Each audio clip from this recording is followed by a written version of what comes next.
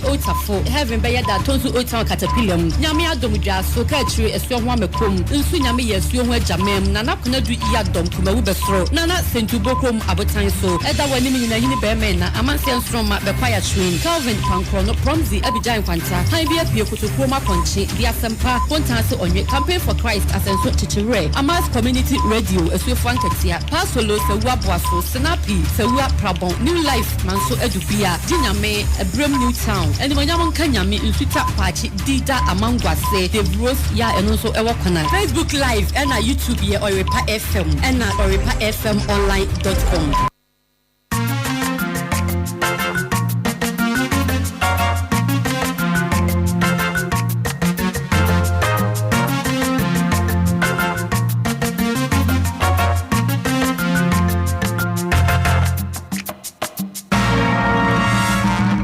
Oyerepa News.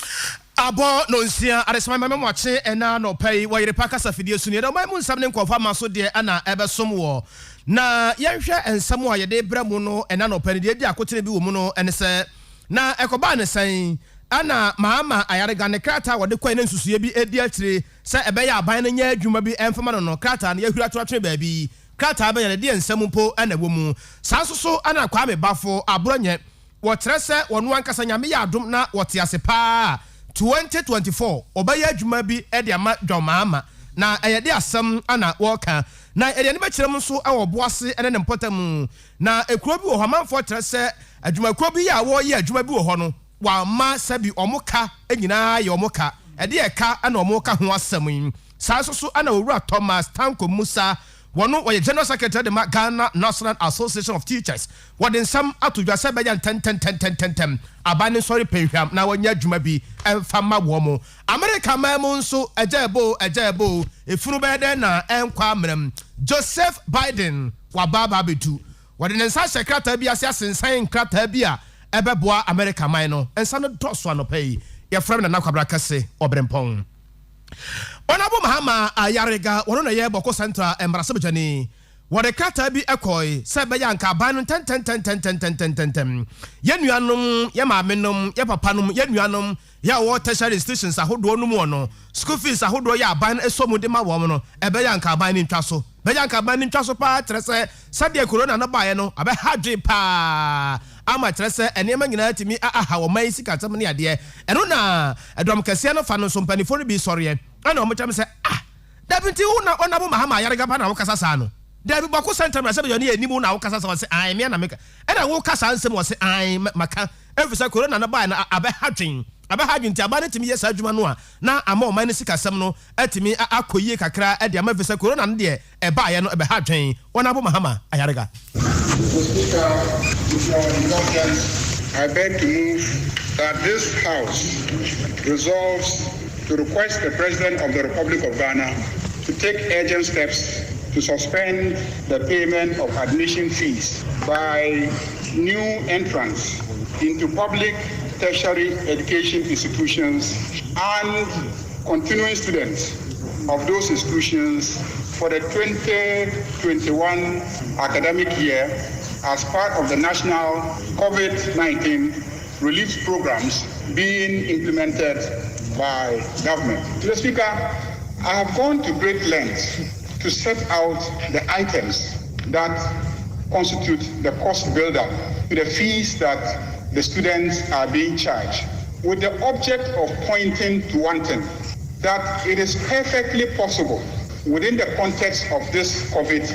economy for the universities to run without taking these fees. The reason is that government is already paying the salaries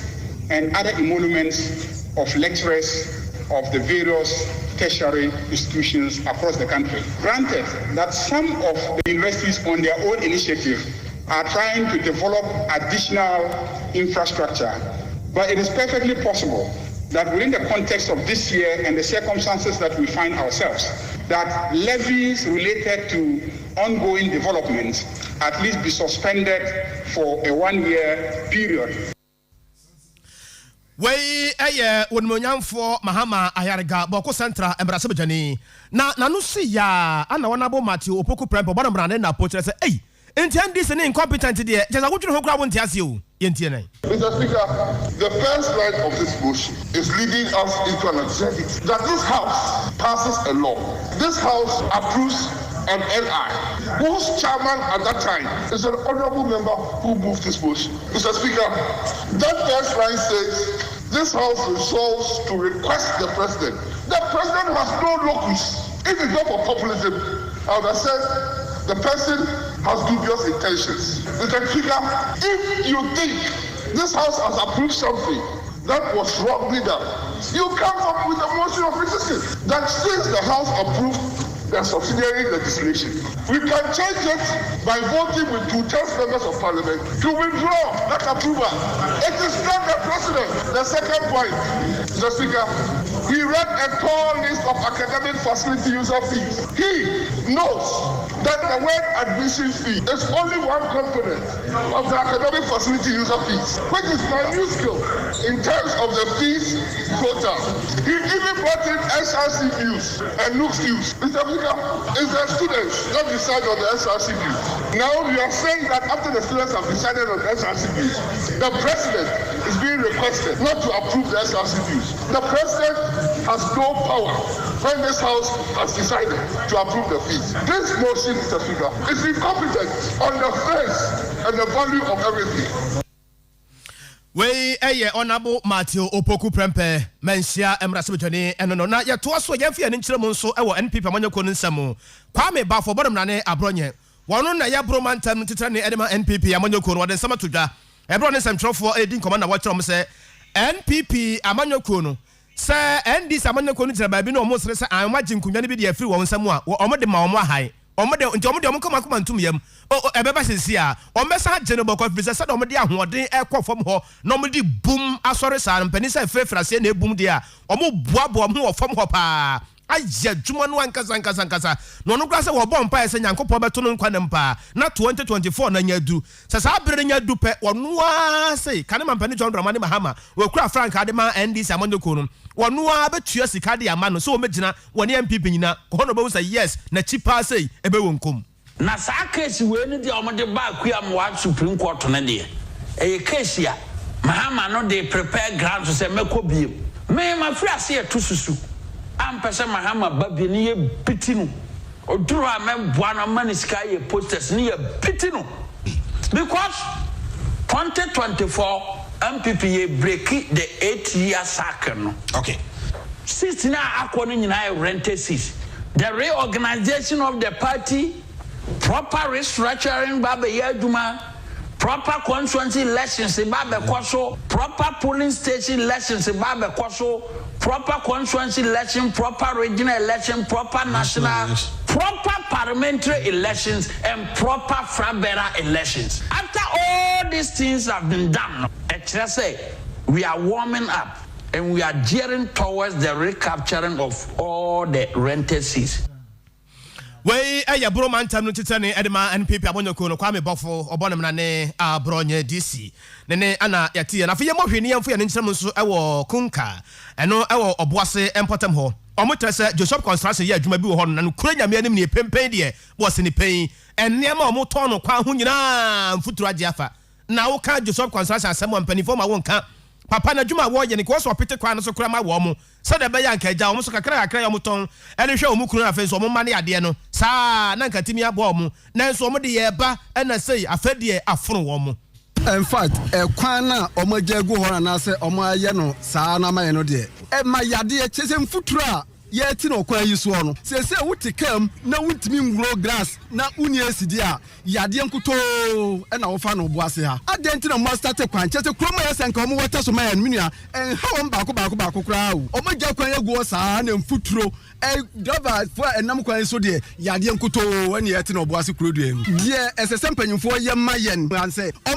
omani emfa ehye engu kwantata no so office kwan no sikasem ti ontimi nya on kancha ban no ne ya ni tibemo bo na ye wo kwan so na mo kwan so no masa ye bre ye yare oboase krodu yi ye wupa wa sei ene ye adwumayefo mimi se mi twa grass wa haya na mfuturo nde wa mfuturo nsi ba no masa enye ize fie ne ye badwuma ansa ne ye po ye kofi na ansa ye kwa ye galamse ta kwa na mungu ko tale ma ene a wala mo wa na mo ta kwan sa abdan bdan nya ha o fesi obo ye kunka jan shan se mfuturo no ekuyan esufuturo bo akopin se adebesa ye na mo nyina wa ye bo wasa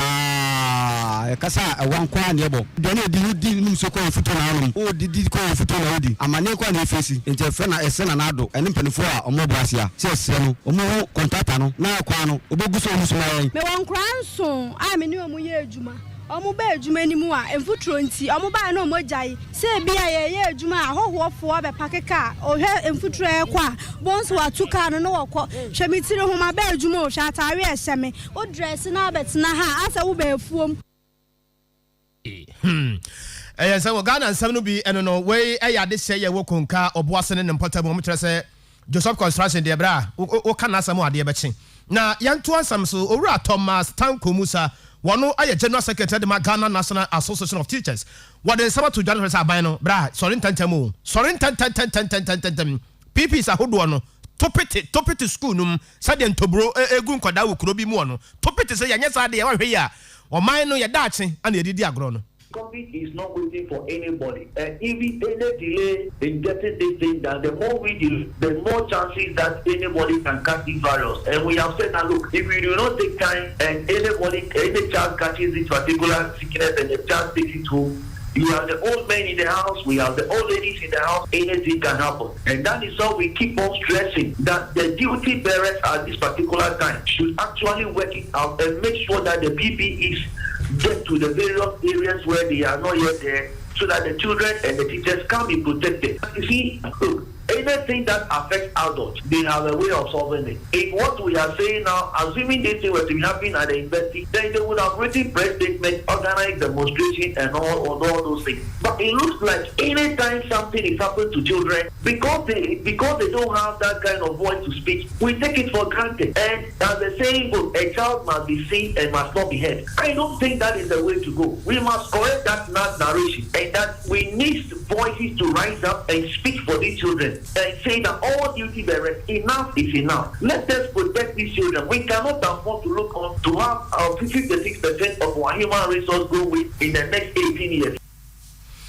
Owie kra na wacha se wa ye de dwumadie bi ama wo sahwe na empanifo amfa ne mangu akwamu sabaya ajobia betimi adi mraso ne ade no so wa nye wadwumayi a waso ba yesi o. In the same way, we are calling upon the media and everyone that please, enough is enough. We should not allow these children to, for increase teenage pregnancy, like I said, increase child labor, and also increase class society among them. Let us do everything to protect these children because they have no voice. We have to speak for them. We need to ensure that we protect the destinies of these particular young ones. Nobody will speak for them. And so we are taking it upon ourselves that whatever we can do to protect these young ones, we shall do it. And we shall hold all duty bearers accountable until they deliver what is expected of them.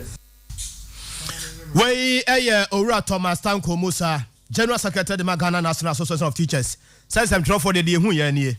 Eba said they're more friends I'm draw for. Frontline workers will be any woman some draw ni capre. Eba said they're more friends I'm draw for na. Miankaza kami wa kwa ban sem twadwuma den kami anka kami fa me ho adwen pa ya to aso na yakọ yanim Madam Perpetua Ofori Ampofo woden sam atu edwa na Ghana Registered Nurses and Midwife Association omo na sufre aban e kire sa aban ayeyie aban de bia ne ye kra we di aba ye kra we di aba se bon sam na de ba ye o se nyame so na de coronavirus ne ba se ba ye ja ye bo hu nyame ani bo nyame ahaban mu ni ade a no so so yesi esa kokra no di aba enti wo mu ankasa ya wo pa ade e wo abodie mu nyansapem wo hunu ni ade no enti se ye bo mu chidom ni ade enti adwuma nko mu ntimi nya be mayen ama yenso ye nya duro kakra emfa mo ye ho bra. Those that can actually do the job, but we must ask ourselves, do they have that they need to actually go into that kind of in-depth research, that kind of vast research that can enable them to do a lot of trial and errors until the time when they are able to come out with what we need as what we can call the vaccine. So it's about we prioritizing our needs and then putting money where it needs to be. We need to be self-reliant now. And when it comes to the development of the COVID-19 vaccine, we are very much aware that Africa is somewhat missing in all this. And that is where we need to sit up as a continent and look at the issues. And more so when you have all these conspiracy theories being thrown out today, then we need to now look at ourselves and say that when we have it and we are producing it ourselves, then we can be very sure of its safety and efficacy and ensure that we can safeguard the health of our people. Well, we are trying to watch us apomidin penny for no sono or future with the mawam. To take the COVID-19 protocol seriously, and where they are marked, they should treat every patient and client that walks into the health facility as a potential COVID-19 patient, just like we did in the early and middle part of last year. It's important because even last year, after all that we did, we still had about 840 of our nurses getting infected, and we don't want to see those figures anymore. We've started collating. There are a number of recorded infections among our nurses and midwives in the Upper East region. And we have already lost our comrade Solomon Inso at Kasina Nankana municipality. And we are praying that those who have been infected and going through treatment will recover fully and resume work. And we had similar cases at the Upper East Regional Hospital in December 2020. And it's all because patients having passed through the OPD and so on transmit the infection to our nurses and midwives. So we should all be vigilant. We are calling on managers within the facilities to reinstitute the pre-triaging and all those protocols that were in place last year, so that we can prevent ourselves as professionals from getting infected. President Edema Ghana Registered Nurses and Midwives Association, Madam Perpetua Ofori Ampofo Nene Ena Yeti Yano. Na ekuobi atrinity from Western North Grassroots Agenda. Ya omo Western North Mantam no emu. Omo de adesrade na Ghana mampani His Excellency na Nado Dankwa Akufo-Addo se obu enkompo a eya wonhwe sahwi akontomra abaton pesua no so emrase bejane de ma adehye ye wonpotem hodom eye wonabo Alex Tete papa na bo adwuma pa bra wo friends am trofo nhia mu na wode sa asem etintim so no ka tensam trofo se monye na kwa metiate a na abanyate papa no wabo adwuma nte base bia aban na point na me point de a on point papa no ma wo mu na Nado Adawoma ode deputy regional minister no tese papa no na adwuma no anya mfa akontomra nko a wo yofa the whole region nyina na oba enkwalao empanyifo obia ebo papa ni di se papa no ayade no na yekae no yehwe afi ma yetro ye no a na no dwuma die papa nti MPP yakwani mpa ama akontomra sita de na enim se afi o mbehwuma fi yensam biem no asampo de bi aka ho eche se ne dwuma die no edos yi nti ye yensayifo yensam ayeka no se papa dwuma die a wabedi oba no nanka ye nudodo no na yempo ye se wo hoho nanso oba ye no wo ma yahu se ampa ohoho na ede ne kuru adwuma wa abaye no yese Paul Amantem enso change kamfo nti yesra na Nado ye de dwantoa afa omampanyina abade yekire na naba omiaso ta na dawroma omamodena se obeka bia mayen na yepanyin Trombo Atete ye de Western North Regional Minister no amano na nsa de mano a 2024 no sita wo ha no anya se nkwa no emu ensia de ye beje yensema ye de bae no ye sane omampanyin ne subansite ye nsa ode be mayen nanso afama ama no a wo se be ya de nanso yenim se ode be hye ba bi a ebeboa we eye Owura George Aka wode wani kyerem e Western North ekuo bi a ye from say Western North Grassroots Agenda omusu ya omusu e de akere mampani His Excellency na Nado Dankwa Akufo-Addo eno no anopa ubadi de ya asa no so say alo San Francisco oye no eno ana fa bi ye waduane na mo wakwanuasa nyina so bra Oyerepa FM na onsabeka bi mama Emilia ana ediaba Magmafo Enterprise ni Edua Construction Limited say yan kanche sasase na wanya manso bi ani ho no wode asoba fam kopem sa wutu akotra dan adwuma bi e pese ye ne dan homa obi ana ye ne tie e de ma wa hene makokobe woni bonso na di hwani mu ba bi a ekwan abonta no epem no hope ana obo adwoso besiase station honom so owo honom 0244 844 0244 484 461 0244 484 461 na waje so Angelic Lady Herbal Clinic say encounter say yare ya na Kumasi Abrepo one Old Market Johnson no ne di hwani mu yare bia da honhom fam no honam fam otu ase Angelic Lady Herbal Clinic sabre wa trust da ka ho kwai 0244 563 245 0555 974 745 Bosse banie enkane papa nie utu akoton ana wuyi ne nkrokra Kumasi adum Oyerepa FM 0541 125 339 na waje oso abusu America ma mu Joseph Biden waba onya ba bedu na sade owura Donald Trump ebetoto papa so a America manfo eka se da bi owura no manhwe na afen so manwo no konsa obesa America man no de amabo mo no ampa Joseph Biden ebaye no America man no ubu nkompo no wahwe a we no mampani otoso aduanan ensia na wotesa Donald Trump sensan krata bi ye ne ho niema bi a anheda mo America man no nti no abra wo ba ya na omuyi no akere no ana ode ne nsa hye krata bi ase krata ba ko a na edimu amanfo ne gye yepa ne se o kaya Donald Trump ensem anu okeka ne krata bi a wosan ase ne kire se enya de a amaya hodro ya wo yankremofo aman no obati mama emu ade hye na bepiem abo America mamu enam so ma niema hadwi papa mpanifo kasa ya etia ya ne ade a corona no ba yen so kwan ofa so toto niema no amwa anu nti nsa ya wode ahye ase no ebeboa ma sa niema nyina nso atimi afiri ho ma America man no atimi apem ade akọ na nim ensem no si Korea na ya adwuma ne kama tintim yesa samu kama ye frem wo brempon anopai obi adwuma de no eto aso Joel ena fese na busuafo no